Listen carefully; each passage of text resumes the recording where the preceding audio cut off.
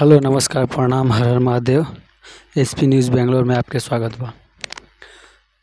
आप लोग देखा तानी कि रातों रात वायरल हो रहल बा सलोनी कुमारी एगो शराब पर गाना गा के, और वह सब देखा तानी कि कितना आगे गईल और यह लड़की के सपोर्ट करी, आगे बढ़ाई, अपन स्नेह प्यार आशीर्वाद दें और यह गरीब बिटिया के हौसला बढ़ाएं ताकि बिटिया रानी आगे बढ़ के तरक्की करें।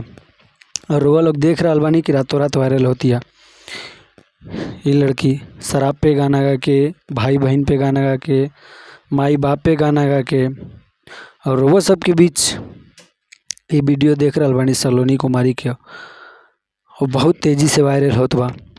और वह सब के बता देता नहीं कि बिटिया अपना घर के नाम बहुत जल्दी रोशन करी।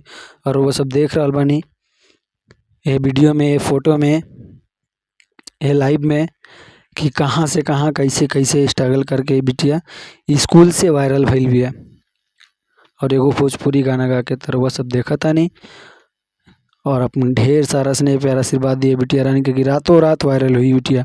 वायरल गर्ल इसे भी कहते हैं, वायरल गर्ल। अब देखिए, एक शराब पे गाना गा के, एक माता रानी पे गाना गा के, एक घर परिवार पे गाना गा के, एक पारिवारिक गाना गा के वायरल हुई।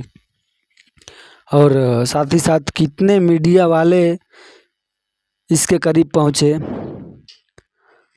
कितने लोग पहुँचे, कितने दर्शक देख रहे हैं इस वीडियो को। तो ज़्यादा से ज़्यादा अपना स्नेह प्यार आशीर्वाद दीजिए और कमेंट करके ज़रूर बताइए कि बिटिया रानी आगे बढ़ के कुछ क्या करेगी या नहीं करेगी। और साथ ही साथ देख रहे हैं कि मनीष कश्यप जी भी, पूजा पांडे जी भी, बहुत सारे वायरल गर्ल वायरल हो रही हैं। आप सब देख सकते हैं इस वीडियो में।